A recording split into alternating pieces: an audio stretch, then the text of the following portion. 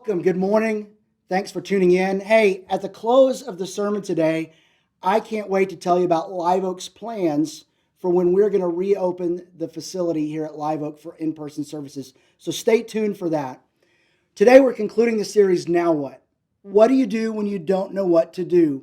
And as we close out the series today, there's something important to remember when you're asking, Now what? Anytime you're looking for what's next, this is an important thing to remember. When we want what's next, we often have to wait. And waiting is hard.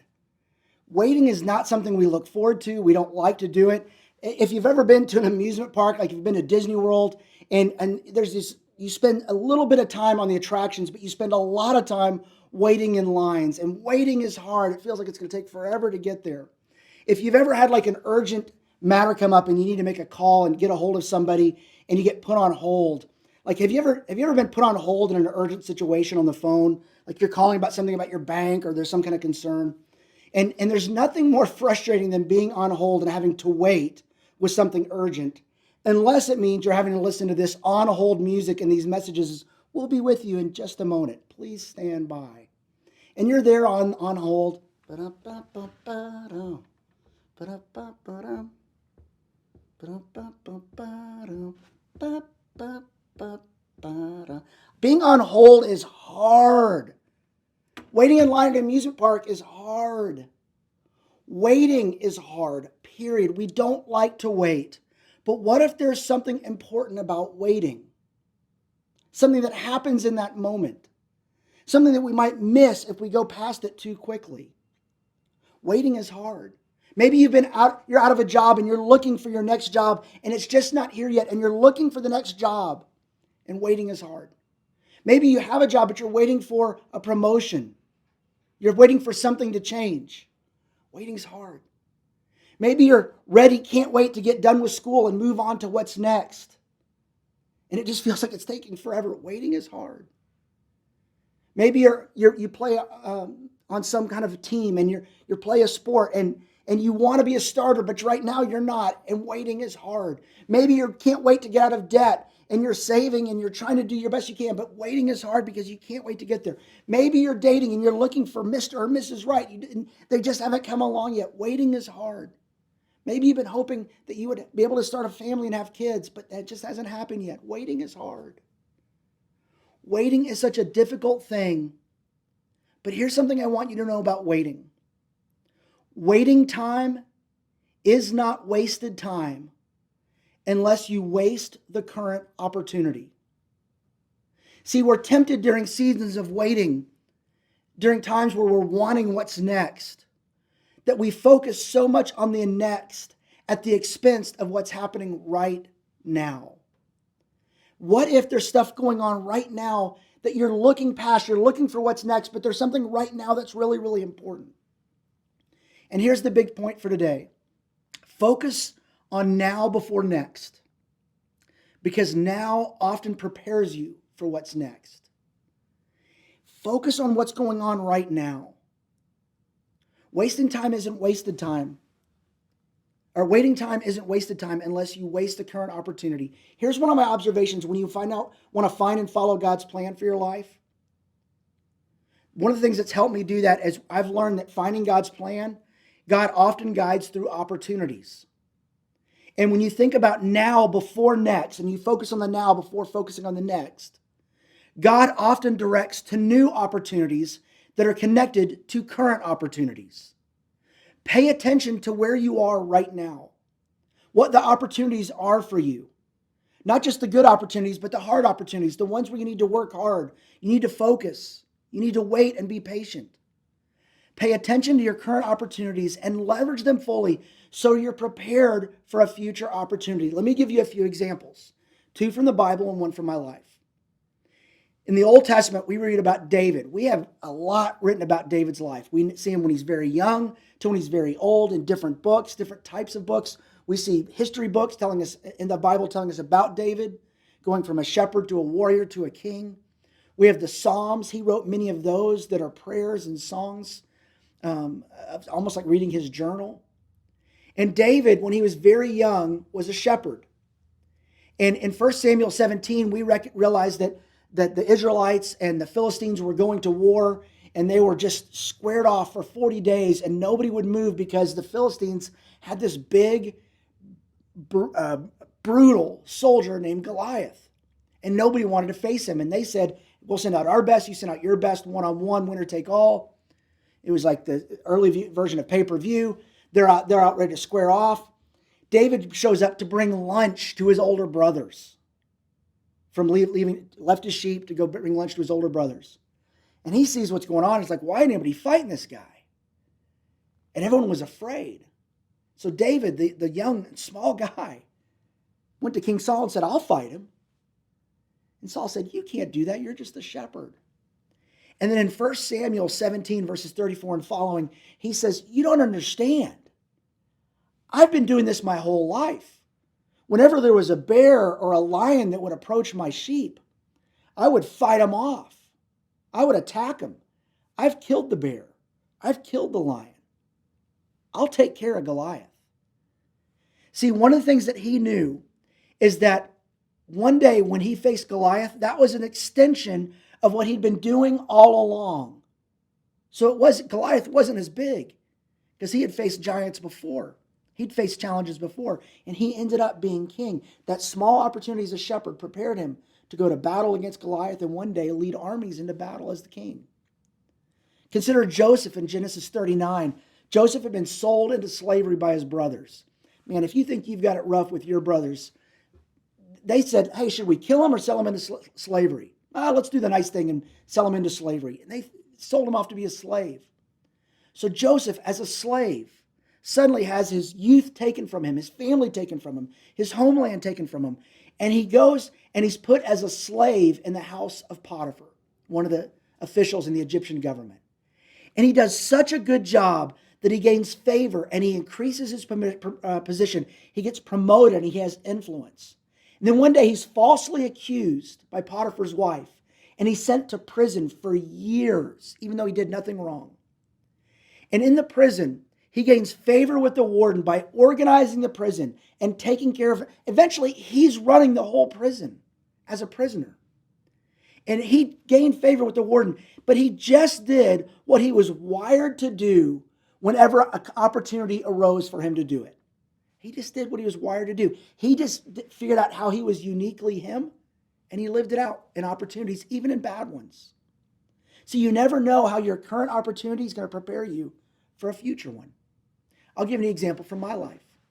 When I was a little younger, I wanted to start a business of mowing lawns. I actually had a couple businesses as a kid, mowed lawns. I shined shoes and boots around the neighborhood. And before I could do any of those, when I asked my parents, hey, can I start mowing other people's lawns? What do you think they wanted me to do first? Whose lawn did I need to mow first? Our lawn. When I said I'm going to shine dress shoes and boots for neighbors, whose boots and shoes do you think I needed to shine first to prove I could do it? My parents.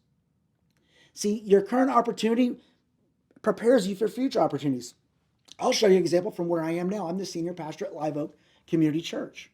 When I was in college, I wanted to get started in ministry. And I went to somebody and they told me about two different opportunities. One was a paid part-time job as a youth minister at one church. One was a non-paid internship at another. So I, of course, chose the paid one, but I didn't get the job.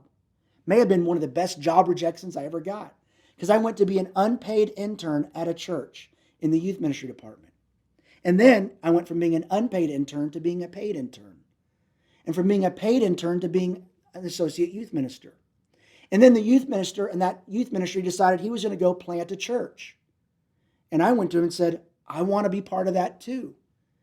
So I went from being a paid associate youth minister to being an unpaid member of a church that was being planted in Southwest Lubbock, Live Oak Community Church.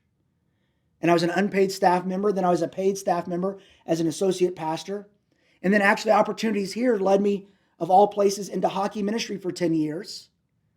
And those experiences prepared me to come back to Live Oak one day to be the senior pastor. You never know how past opportunities and current opportunities will prepare you for what's next.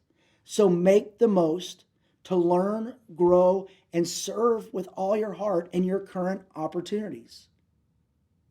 What are you doing with your current opportunities? Maybe you've been given chores to do by your parents. Are you taking those seriously? Are you making the most of that opportunity, not just because it's what they asked you to do, or maybe because it may or may not be part of your allowance or expectations? What if it's actually preparing you for an opportunity you're going to have in the future? Doing your schoolwork. Believe it or not, at some point, it's not just the grades, but it's the habits and the way you do your work that someday somebody's going to ask about in a job interview. Your current opportunity prepares you for what's next. Maybe in your current job, you're wanting a promotion or the pay just doesn't seem fitting to the amount of work you're doing. What are you doing with your current opportunity to make sure you're ready for a future opportunity? In your relationships, you're wanting to date, but the right person hasn't come along yet. Well, how are you doing with your other relationships? Are you living like the kind of person that you would want to date? How's your character? Or maybe with money, I can't wait till we have enough money where we can buy this house or do this thing or pay off debt. Well, how are you handling the money you have now to prepare for what's next? See, make sure you make the most of your current opportunity. And I want to challenge you, if you're in a situation where you want to do something else or experience something else, instead of focusing on the something else, focus on what you're doing right now with your current opportunity, right in front of you. Think now before next, because every moment is a moment that matters. It's a moment that God can use to prepare you for a future opportunity, and it can use you to grow you to be the person who'll be ready for that opportunity. Consider what the Apostle Paul said in Colossians 3. The Apostle Paul wrote this, chapter 4, verse 23.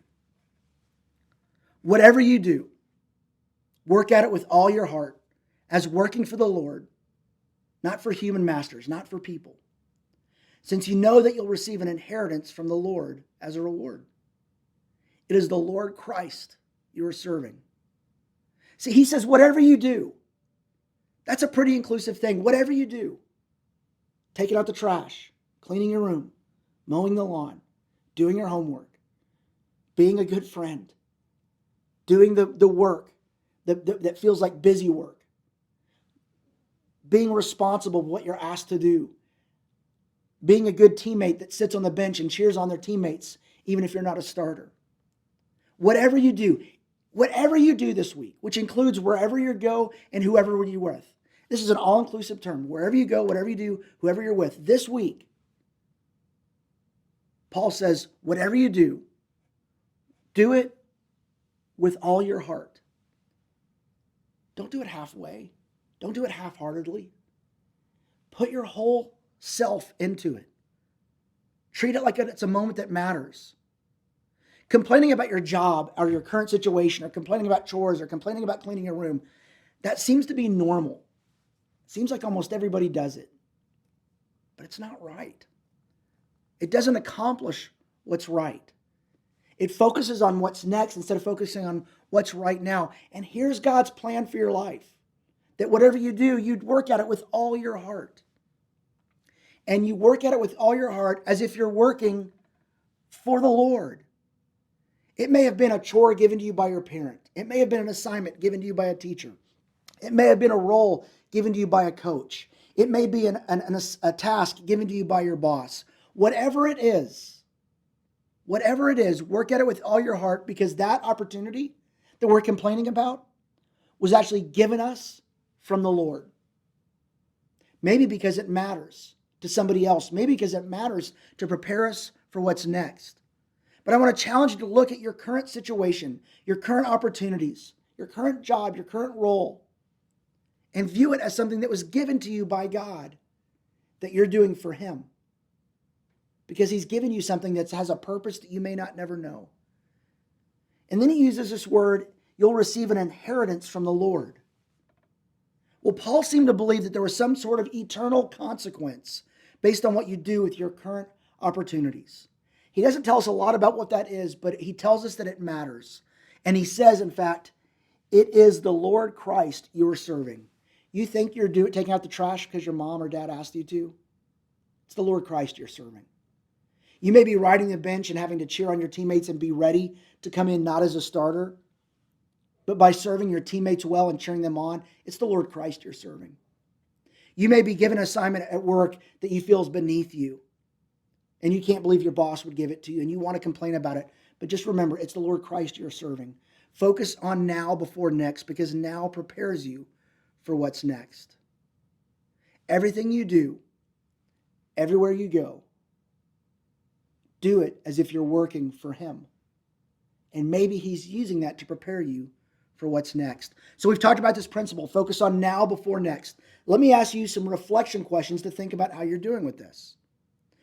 Based on your current performance for where you are now, in your family, on your team, in your school, in your job, whatever it is, based on your current performance, would you trust you with a better opportunity?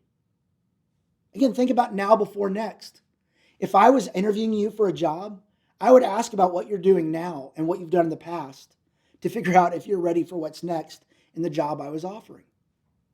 Think now before next. Would you trust you with a better opportunity based on what you're doing with your current opportunity?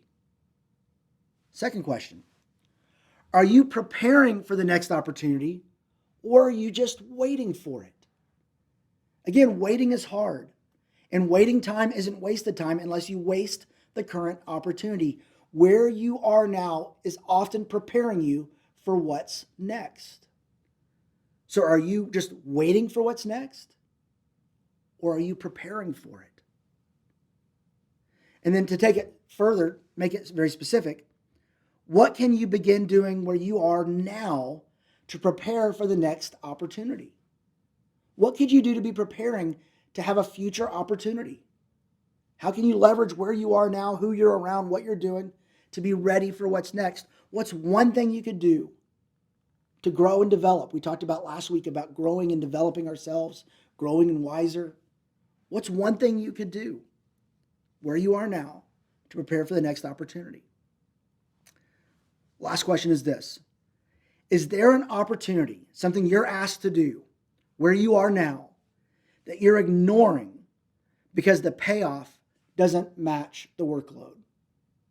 Let's say right now you're given a chore to take out the trash every week. And maybe you get an allowance for it, but you think the allowance isn't enough.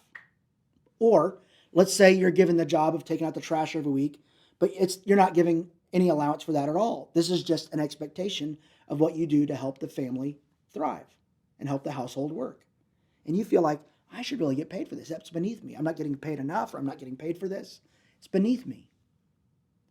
What if the payoff isn't the paycheck? What if the payoff for working hard is the preparation of what it does to help grow your character, grow your ability, and grow your skill to be ready for future opportunities? What if that's the payoff? Again, I want to tell you, you may not be happy with where you are right now. You may be anxious to look at what's next.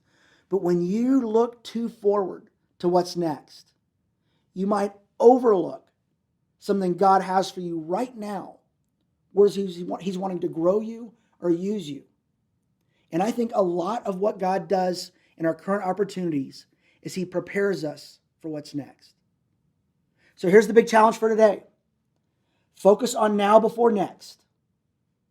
Focus on what you're doing right now, where you are, your family, your job, your school, your team, the band you play in, the choir you sing in, whatever it is, wherever you are. Focus on now before next, because where you are now, God may be preparing you for what's next. So where are you now? And what's one thing that you could do to best make the most of your current opportunity? To not just waste the time as you're waiting, but use it to grow, to work hard and build a track record of reliability. Waiting is hard, but waiting time is not wasted time unless you waste the current opportunity. What are you doing now to prepare for what's next? Or are you just waiting? Don't waste the current opportunity. And God often directs to new opportunities through current opportunities. Looking back on my life, I can connect the dots, how previous opportunities, where I was currently at the time, prepared me for what's next. But I didn't know it at the time. Treat every moment as a moment that matters and see how God may guide you to current opportunities. And I challenge you to fully engage with your current opportunity. Make the most of it while you wait, while you pray, while you prepare, and you look for your next opportunity. Do what you know to do. Do what you're asked to do. And do it with all your heart, as Paul told the Colossians in Colossians 3, as working for the Lord and not for people. So what do you do when you don't know what to do? Start by focusing on the now before next. Look where you are. Make the most of every moment, because every moment matters, and because this moment may be preparing you for what's next. And you may not know what's next, but God does, and He'll use the current moment to prepare you for it. Well, I can't wait to see you online next week. We start a new series. I'm really excited about it. It's called Best Summer Ever. Man, I'm ready for the best summer ever, because this last season of life has been hard. And summer, this really could be the best summer ever. And we're going to look at a letter that Paul wrote to the Philippians. It's the book in the Bible called Philippians. And in there, Paul did not when you looked at his life, it did not seem like he was living his best life. There was a lot of things going wrong. But he spoke about joy and peace and perseverance and gratitude. Like, he spoke about these things like he was living his best life, because Paul knew the secret about how to have your best summer ever, how to have your best day ever, how to live your best life ever. And we're going to read the mail that he wrote to the Philippians. We're going to read their mail and see how it might help us. We'll start that next week. And actually, you can sign up now for something we're going to start after next week. We'll sign up the next 2 weeks for a YouVersion reading plan. We're going to read in groups. So if you sign up, you'll get placed in a group. I've been doing these and I've loved it. It's a virtual YouVersion reading plan. We'll put in groups together, and it's Choosing Joy. It'll begin June 10th, but you can sign up now and we'll start putting people into groups. And I can't wait to do that. We're going to read Philippians together. We're going to talk about it starting next Sunday, about how to have the best summer ever.